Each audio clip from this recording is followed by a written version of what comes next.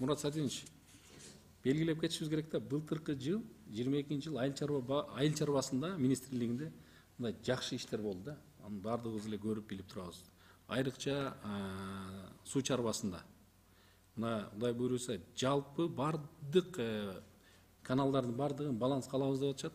Келечекте акча каражат бөлүнүп кала турган болсо, буну кыска убакыттын ичинде бүтүрөбүз деп турат Алмазбек Темирбекович. Туура айттымбы? Анан дагы жайытына департаменттин башчысына тажрыйбасы мол, жакшы ушу айыл жеринде өскөн, айыл чарбасын, мал чарбасын жакшы билген Тариел Улукбековичти алып келдиңиздер. Кудай буйруса бул тарапта дагы менимче быйыл дагы жакшы иштер болот деген мен бир жакшы үмүттөмүн да. Кудай буйруса жакшы иштер болот.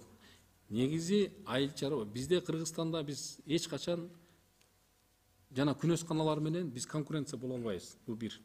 Экинчи, бак дарактарыбыз менен дагы биз боло албайбыз.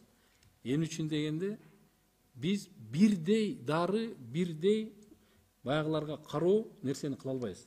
Бирок биз ата бабабыздан калган мал чарбачылык жагынан биз эң алдыдабыз деген мындай бар да. Эмне үчүн дегенде айыл чарбасын биз тоютту дагы мал чарбасынын асыл тукум баягындай сандан сапатка өтө турган болсок, биз көптөгөн бир эле өзүбүздү жанагы азык түлүк коопсуздугу эт дагы кирет ал жерге, эт, жумуртка, балык бардыгы кирет.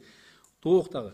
Биз эгерде ушул мал чарбалык тарабынан жакшы иштерди алып бара турган болсок, биз өзүбүздү толук кандуу 100%, 90 эмес, 100%га камдап, андан сырткары, андан ашканын сырткы мамлекеттерге сата турган мүмкүнчүлүк түзсөк болот да. Мен Кудай буйруса азыркы бүгүнкү күндө президентибиздин дагы саясаты, мамлекетибиздеги дагы саясат мындай жакшы нугуна, алдыга жылуу боюнча жана ошондой эле бүт тараптан көрсөткүчтөрдү жакшы кылуу үчүн жакшы көрүлгөн мындай кызматтар болуп атат да. Кудай буйруса мындай ишенебиз. Биз дагы ошо сиздер менен чогуу иштегенге, жардам бергенге, кандай мыйзамдар керек болсо биз ошону колдоп бергенге биз жогорку кеңештин депутаттары даярбыз.